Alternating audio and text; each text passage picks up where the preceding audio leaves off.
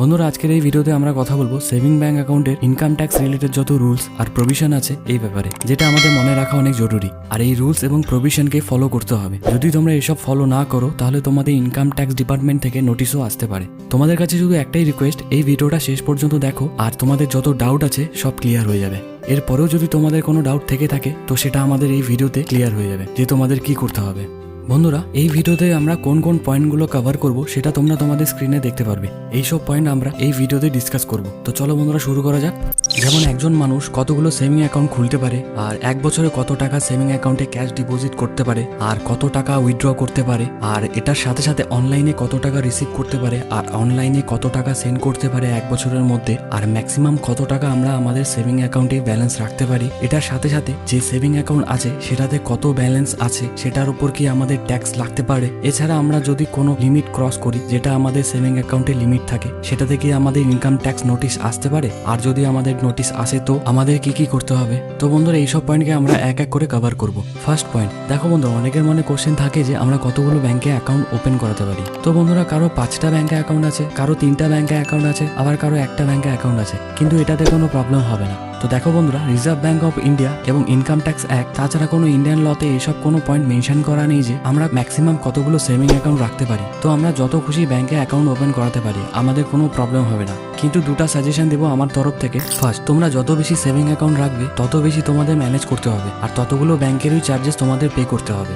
Second, যদি তোমরা তোমাদের ইনকাম ট্যাক্স রিটার্ন ফাইল করে থাকো তো সেখানে তোমাদের সেভিং অ্যাকাউন্টের ডিটেলস দিতে হবে, আর ইনকাম ট্যাক্স ফাইল রিটার্নে তোমাদের যতগুলো সেভিং অ্যাকাউন্ট আছে সেগুলোর অ্যাকাউন্ট নাম্বার তোমাদের সেখানে দিতে হবে। তো তোমাদের জন্য এটাই ভালো হবে যে যত কম ব্যাংকে তোমাদের অ্যাকাউন্ট থাকবে তোমরা সেটাকে ইজিলি ম্যানেজ করতে পারবে। সেকেন্ড পয়েন্ট, এক বছর মানে 1 ফিনান্সিয়াল ইয়ারে তোমরা তোমাদের সেভিং অ্যাকাউন্টে কত টাকা ডিপোজিট করতে পারবে। তো বন্ধুরা, ইনকাম ট্যাক্স অ্যাক্টে একটি সেকশন আছে 285 এটা অ্যাকর্ডিং তোমাদের সব ব্যাংক অ্যাকাউন্ট মিলিয়ে মানে যত সেভিং অ্যাকাউন্ট আছে সেটাতে যদি তোমরা এক বছরে 10 লাখ টাকার বেশি ক্যাশ ডিপোজিট করো তো তোমাদের এই ডিটেলস ব্যাংক ইনকাম ট্যাক্স ডিপার্টমেন্টকে সেন্ড করে দেবে। আর এখানেই বন্ধুরা, তোমরা যদি তোমাদের সেভিং অ্যাকাউন্টে এক বছরে ক্যাশ উইথড্রল করো তাহলে কি তোমাদের ট্যাক্স দিতে হবে, তোমাদের কি ইনকাম ট্যাক্স নোটিশ আসতে পারে। তো দেখো বন্ধুরা, এমনিতে তো ব্যাংক অ্যাকাউন্ট তোমাদের আর টাকাও তোমাদের, তোমরাই জমা করেছো, এই জন্য তোমরাই উইথড্র করছো। তো ক্যাশ উইথড্রতে তো লিমিট না থাকার কথা, কিন্তু ক্যাশ উইথড্রলেও এক বছরের লিমিট আছে। যদি তোমরা 20 লাখ বা তার বেশি ক্যাশ উইথড্রল করো তো সেটার উপর তোমাদের টিডিএস কাটা হবে ব্যাংকের তরফ থেকে, আর এই যে ট্যাক্স অ্যামাউন্ট আছে সেটা গভর্নমেন্টকে জমা করে দেবে, মানে ইনকাম ট্যাক্স ডিপার্টমেন্টের কাছে জমা হয়ে যাবে।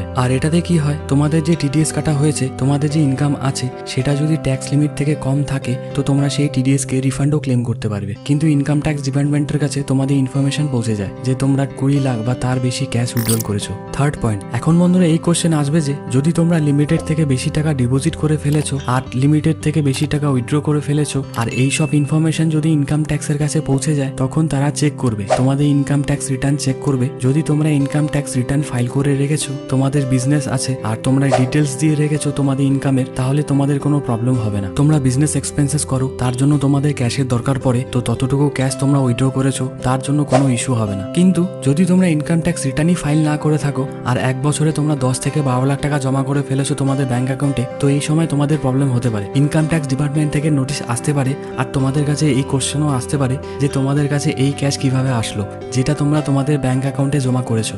তখন তোমাদের এই কোশ্চেনগুলোর আনসার দিতে হবে। যদি তোমরা রিপ্লাই দিয়ে দাও তাহলে তো ঠিকই আছে, আর যদি তোমাদের রিপ্লাই ইনকাম ট্যাক্স ডিপার্টমেন্টের কাছে সঠিক না মনে হয় তাহলে তোমাদের কাছে অনেক পেনাল্টি, অনেক লেট ফিস, অনেক ট্যাক্সও লাগতে পারে। ফোর্থ পয়েন্ট, তো বন্ধুরা এখন বলি অনলাইন ট্রানজাকশন লিমিটে তোমরা অনলাইন কত টাকা রিসিভ করতে পারো আর কত টাকা অনলাইন সেন্ড করতে পারো 1 ফিনান্সিয়াল ইয়ারে। তো দেখো বন্ধুরা, গভর্নমেন্ট চায় না যে তোমরা অনলাইন ট্রানজাকশন করা বন্ধ করে দাও। গভর্নমেন্ট এটা চায় যে তোমরা অনলাইন ট্রানজাকশন করো যত বেশি পারো, নাকি অনলাইন ট্রানজাকশনকে বন্ধ করো। অনলাইন টাকা রিসিভ করার হলে রিসিভ করো, আর সেন্ড করার হলে সেন্ড করো, যত খুশি তোমরা অনলাইন ট্রানজাকশন করতে পারো। বন্ধুরা, ইনকাম ট্যাক্স যেটা আছে সেটা তোমাদের ট্রানজাকশনের উপর লাগে না, সেটা লাগে তোমাদের প্রফিটের উপর। এখন যদি তোমাদের পুরো এক বছরের প্রফিট 2.5 লাখের থেকে বেশি আছে তবু তোমরা ইনকাম ট্যাক্স ফাইল না করে থাকো, বা তোমাদের প্রফিট 5 লাখ থেকে বেশি আছে তবু তোমরা ইনকাম ট্যাক্স ফাইল করোনি আর কোনো ট্যাক্সও পে করছো না, তো এখন এখানে তোমাদের প্রবলেম হতে পারে। আর এখন যদি তোমরা অনেক বেশি ট্রানজাকশন করো আর তোমরা প্রফিটও আর্ন করে নিলে সেখান থেকে 5-6 লাখ টাকার, আর এরপরেও তোমরা যদি ইনকাম ট্যাক্স ফাইল না করে থাকো, তো সেই সময় তোমাদের ইনকাম ট্যাক্স ডিপার্টমেন্ট থেকে নোটিশ আসতে পারে। বন্ধুরা, আরো একটি কোশ্চেন অনেকের মনে আসতে পারে যে তাদের সেভিং অ্যাকাউন্টে কত টাকা ব্যালেন্স রাখতে পারে ম্যাক্সিমাম। তো দেখো বন্ধুরা, তোমরা যত খুশি টাকা ইনকাম করতে পারো, আর সেই ইনকাম করা টাকা তোমাদের ব্যাংক অ্যাকাউন্টে রাখতে পারো। তো এমন কোনো লিমিট নেই যে 1 কোটি 2 কোটি তারও বেশি টাকা তোমাদের ব্যাংক অ্যাকাউন্টে রাখতে পারো। তোমাদের কাছে যত টাকা আছে তোমরা সেটা ব্যাংক অ্যাকাউন্টে রাখতে পারো। কিন্তু তোমাদের কাছে সাপোজ 5 লাখ টাকা আছে 1 বছরের, আর পরের বছর আরো 20 লাখ টাকা জমা করে ফেলেছো ব্যাংক অ্যাকাউন্টে, মানে তোমাদের ব্যাংক অ্যাকাউন্টে 25 লাখ টাকা হয়ে গেছে। তো এই সময় ইনকাম ট্যাক্স ডিপার্টমেন্ট তোমাদের কাছে কোশ্চেন করবে যে এই টাকা তোমাদের কাছে কিভাবে আসলো।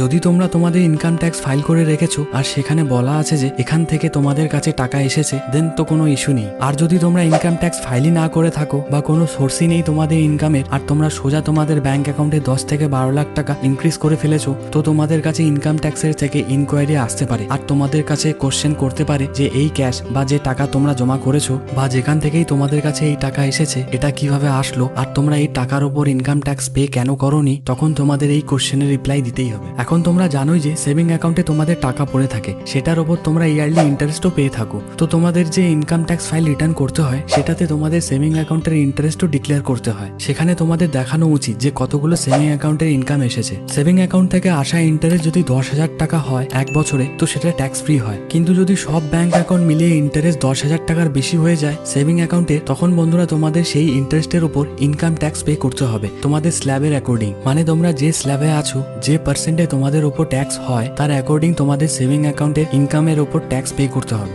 এখন বন্ধুরা, যদি তোমাদের মনে হয় আগের বছর বা এই বছর তোমাদের কোনো বড় ট্রানজাকশন হয়ে গেছে বা তোমাদের কোনো লিমিট ক্রস হয়ে গেছে, তো তোমাদের কি করতে হবে? তোমাদের simply income tax return file করে দিতে হবে, আর যত তোমাদের প্রফিট আছে সেটা ডিক্লেয়ার করে দিতে হবে, বা তোমাদের যত টাকা স্যালারি আছে সেটা বলা জরুরি, আর সেটার উপর যত ট্যাক্স হয় বা আসতে পারে সেটা তোমাদের পে করে দিতে হবে। এটাতে কি হবে, যেই নোটিশ তোমাদের কাছে আসার চান্সেস থাকে সেটা 99% পর্যন্ত তোমাদের কম হয়ে যাবে। আর ইনকাম ট্যাক্স রিটার্ন কিভাবে ফাইল করতে হবে অনেক ভিডিও তোমরা ইউটিউবে পেয়ে যাবে। আর এরপরেও যদি তোমাদের মনে কোনো কোশ্চেন থেকে থাকে তো আমাদের কমেন্ট বক্সে জানিয়ে দিও। তো আজকের ভিডিওতে এতটুকুই। যদি ভিডিওটি ভালো লাগে তাহলে please like, share and subscribe করে দাও আমাদের চ্যানেলটিকে। And thanks for watching.